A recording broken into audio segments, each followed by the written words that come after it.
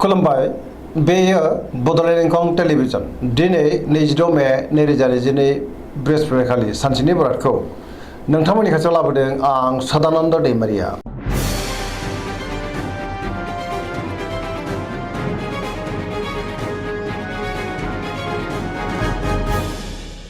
सिगां फरायथिं लादों मेष राशि गिबि हांखो अ ल। दिनैनि साना जोबोर मोजां, मोनफ्रोमबो बिथिङाव जाफुंसार जानो हागोन। हरखाबै दिनै बहानिफ्रायबा मोजां खौरांबो फैनो हागौ। मावनो लानाय खामानिखौ थि समावनो आरो गोरलैयैनो मावफुंनोबो हागोन। गोसोखौ दिनै जोबोर गोजोननाय मोनगोन। देहायाबो दिनै मोजाङैनो थागोन। अब्लाबो नाथाय जानाय लोंनायाव सांग्रां जानाया गाहाम। रांखावरियाव दिनै जोबोर मोजां होनजायो। गोबां धोन आरजिनो हागोन। मोननो गोनांखौबो दिनै मोननो हागोन। आयाबो बांगोन। बेफार फालांगियाव जोबोर मोजां मुलाम्फा मोननो हागोन। सोरबा लोगोनि हेफाजाबखौबो मोनगोन। न'खराव दिनै बिसि फिसायनि गेजेराव अननानै फैगोन।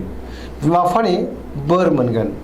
गुबुननि गोसोखौ दिनै गोरलैयैनो बोनो हागोन। गोसोनि बोलोआबो बांगोन। समाजाव दिनै बयजोंबो अनसायजागोन आरो अनजागोन। लाइमोनफ्रा जोबोर रमान्टिक जागोन आरो गावबा गावनि गोसोनि साननायखौ फोरमायलायनोबो हागोन। फरायसाफ्रा दिनै फरायनायाव गोसो दुंखांगोन आरो मोजां फिथाइ मोननोबो हागोन।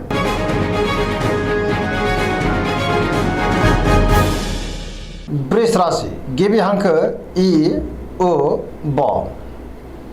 दिनैनि साना जोबोर मोजां, गोबां खामानि मावनो गोसो दुंखांगोन। गोसोखौ दिनै जोबोर गोजोननायबो मोनगोन। पजिटिभ एनार्जिनि गोहोम गोग्लैगोन। पजिटिभ साननोबो रोंगोन। गोथों आरो गोग्गो साननो रोंगोन। गोसोनि बोलोआ बांगोन। मावनो लानाय खामानिखौ थि समावनो आरो गोरलैयैनो मावफुंनोबो हागोन। समाजावबो दिनै मान मोनगोन। गियाननि आंखाल जानाय नङा।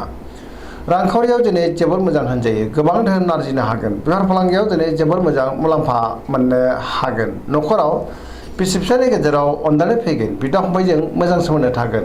बिमा बिफानि अननाय आरो बोरखौ मोननो हागोन।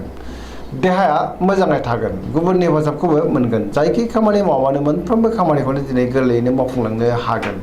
सोरबा लोगोनि हेफाजाबखौ मोनगोन। गोसोनि साननायफ्रा दिनै मोगथाङाव जाफुंगोन। पजिटिभ एनार्जिनि गोहोमबो गोग्लैगोन।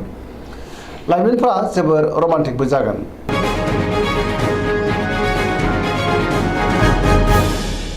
मिथुन राशि गिबि हांखो क स। दिनैनि साना बारा मोजां नङा। गोसोआव बेले बेजे आरो गोनो गोथो साननाय फैगोन। सोरनिबा सायाव गोबां रागा जोंफ्लांनोबो हागौ। गोसोखौ दिनै जोबोर उसुखुथु मोनगोन। गोसोआ जोबोर उसाव बादाव जागोन। देहाया बारा मोजां थानाय नङा। जानाय लोंनायाव सांग्रां जानांगोन। रांखावरियाव मोजां, नाथाय अब्लाबो खरसायाबो बांगोन। बेफार फालांगियाव मोजां होनजायो। न'खराव दिनै बिसि फिसायनि गेजेराव एना एनि फैनो हागौ। मावनो लानाय खामानिखौ मावफुंनो हागोन। सोरबा लोगोनि हेफाजाबखौबो मोनगोन। सोरजोंबा नाथाय रायखोमा जानोबो हागौ। गुबुनजों मोजां सोमोन्दो लाखिनो गोब्राब जागोन। लाइमोनफ्रा जोबोर आला खाला जागोन।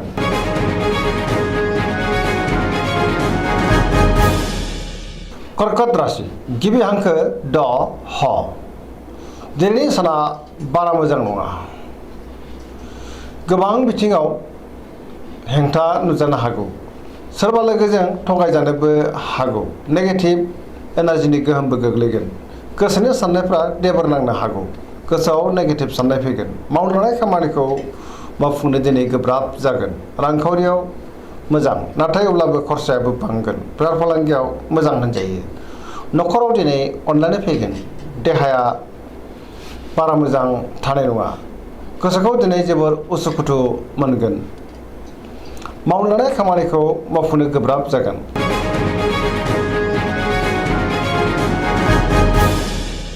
सिंह राशि गिबि हांखो म ट।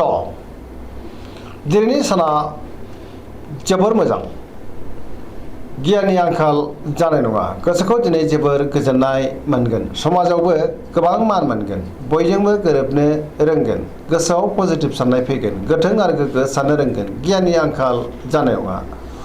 मोनफ्रोमबो खामानिखौनो दिनै मोजाङैनो मावफुंलांनो हागोन। सोरबा लोगोनिफ्राय थोजासे हेफाजाबबो मोनगोन। बहाबा थाङोब्ला दिनै जोबोर मोजां आरो मोजाङैनो हान्थिनोबो हागोन। रांखावरियाव दिनै जोबोर मोजां। गोबां धोन आरजिनो हागोन। बेफार फालांगियावबो जोबोर मोजां मुलाम्फा मोनगोन। सोरजोंबा बाख्नायजानोबो हागौ। गोसोनि साननायफोरा जाफुंगोन। गोसोआव गोग्गो आरो गोथों साननाय फैगोन। गियाननि आंखाल जानाय नङा। गुबुननि गोसोखौ दिनै गोरलैयैनो बोनो हागोन। लाइमोनफोरनि गोसोआ दिनै जोबोर रमान्टिक जागोन आरो गोसोनि साननायखौ फोरमायलायनोबो हागोन। पजिटिभ एनार्जिनि गोहोमबो गोग्लैगोन।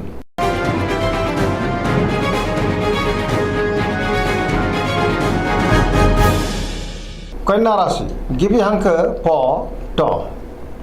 दिनैनि साना मोजां आरो गाज्रिनि गेजेरजों बाबेनलांगोन।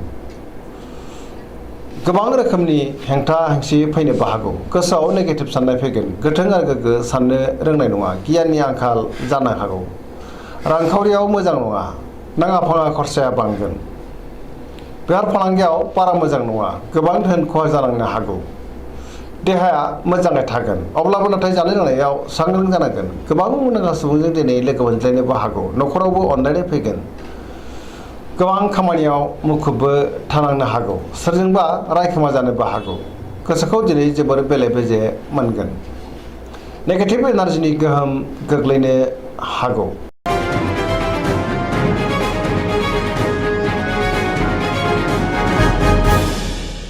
तुला राशि गिबि हांखो र ट। दिनैनि साना मोजां आरो गाज्रिनि गेजेरजों बाबेनलांगोन। गुबुननि थाखाय नाङा फाङा जेंनायाव गोग्लैनांनोबो हागौ। गोसोखौ जोबोर उसुखुथु मोनगोन। गोजोननि आंखाल जानोबो हागौ। गोसोनि बोलोआ लोरबां जागोन। गोसोनि साननाया देबार नांगोन। मावनो लानाय खामानिखौ मावफुंनो हागोन। देहाया मोजाङै थागोन। अब्लाबो नाथाय जानाय लोंनायाव सांग्रां जानांगोन। रांखावरियाव जोबोर मोजां। मोननो गोनांखौ दिनै मोननो हागोन। नाथाय अब्लाबो खरसायाबो बांगोन।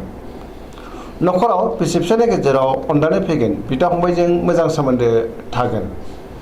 बेफार फालांगियाव मोजां मुलाम्फा मोननो हागोन। पजिटिभ एनार्जिनि गोहोम गोग्लैनो हागौ।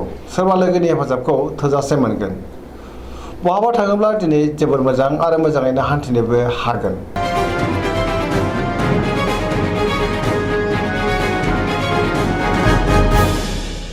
वृश्चिक राशि गिबि हांखो न स। दिनैनि साना जोबोर मोजां। गोसोखौ दिनै जोबोर गोजोननाय मोनगोन। समाजाव लोगो लेवा बांगोन। सोरबा गोजाम लोगोजों बहाबा लोगो मोनज्लायनो हागौ आरो जोबोर गोजोननाय मोनगोन। गोसोआव गोग्गो आरो गोथों साननाय फैगोन। मावनो लानाय खामानिखौ थि समावनो आरो गोरलैयैनो मावफुंनोबो हागोन। गुबुननिफ्राय थोजासे हेफाजाब मोननो हागौ। गोसोनि साननायफ्रा जाफुंगोन। गोसोनि बोलोआबो बांगोन। समाजावबो दिनै गोबां मान मोननो हागोन। न'खराव अनलायनाय फैगोन। रांखावरियाव जोबोर मोजां होनजायो। गोबां धोन आरजिनोबो हागोन। नाथाय अब्लाबो खरसायाबो बांगोन। बेफार फालांगियाव जोबोर मोजां मुलाम्फा मोननो हागोन। गुबुनजों मोजां सोमोन्दो लाखिनो रोंगोन। बहानिफ्रायबा मोजां खौरां फैनोबो हागौ। लाइमोनफोरनि गोसोआ दिनै जोबोर रमान्टिक जागोन आरो गावबा गावनि गोसोनि साननायखौ फोरमायलायनोबो हागोन। बहानिफ्रायबा मोजां खौरां मोनगोन। पजिटिभ एनार्जिनि गोहोमबो गोग्लैनो हागौ।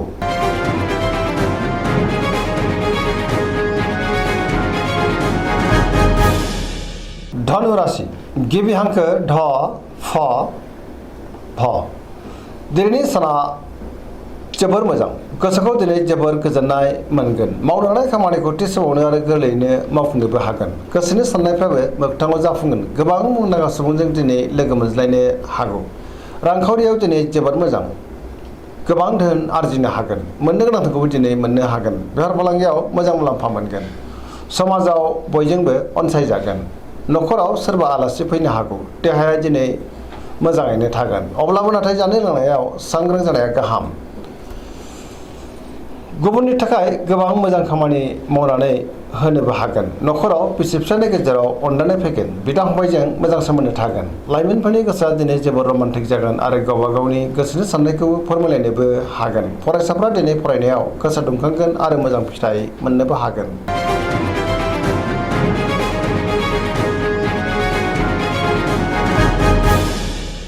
मकर राशि गिबि हांखो ख ज। दिनैनि साना मोजां आरो गाज्रिनि गेजेरजों बाबेनलांगोन। देहाया बारा मोजां थानाय नङा। गोबां रोखोमनि देहायारि जेंनाजों मोगा मोगि जानांनो हागौ। जानाय लोंनायाव सांग्रां जानांगोन। गोसोखौ दिनै जोबोर उसुखुथु मोनगोन। गोबां जेंनाजों मोगा मोगि जानांनो हागौ। सांग्रां जानांगोन। गुबुनखौ मान होनो रोङाबो जानो हागौ। गोसोनि साननायफ्रा दिनै देबारनांगोन। रांखावरियाव मोजां, नाथाय अब्लाबो खरसायाबो बांगोन। बेफार फालांगियावबो मोजां होनजायो। गुबुननि थाखाय नाङा फाङा जेंनायाव गोग्लैनांनोबो हागौ। गुबुनजों मोजां सोमोन्दो लाखिनो गोब्राब जागोन। गोदान खामानियाव आखाइ होथ'यैआनो गाहाम। न'खराव दिनै अनलायनाय फैगोन। बिदा फंबायनि हेफाजाबखौ मोननो हागोन। सेंग्रा सिख्लाफ्रा गावबा गावनि गोसोनि साननायखौ फोरमायलायनो हागोन। फरायसाफ्रा दिनै फरायनायाव गोसो दुंखांगोन आरो मोजां फिथाइ मोननोबो हागोन।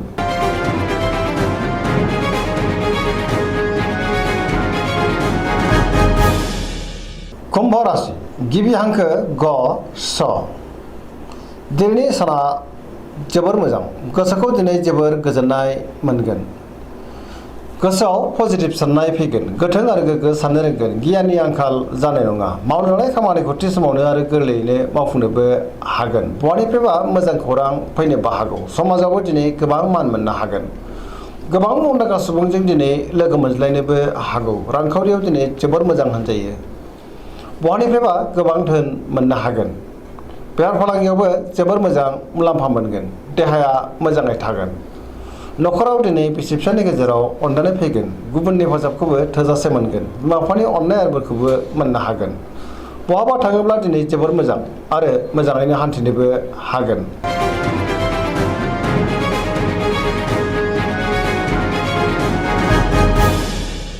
मीन राशि गिबि हांखो ड स। दिनैनि साना जोबोर मोजां। गोसोखौ दिनै जोबोर गोजोननाय मोनगोन। बहाबा हान्थिनो खाबुबो मोननो हागौ। गोसोआव पजिटिभ साननाय फैगोन। गोथों आरो गोग्गो साननो रोंगोन। गियाननि आंखाल जानाय नङा। जायखि खामानि मावा मानो मोनफ्रोमबो खामानिखौनो दिनै मोजाङैनो मावफुंलांनो हागोन। सोरजोंबा बाख्नाय जानोबो हागौ। देहाया दिनै मोजाङैनो थागोन। अब्लाबो नाथाय जानाय लोंनायाव सांग्रां जानांगोन। रांखावरियाव जोबोर मोजां।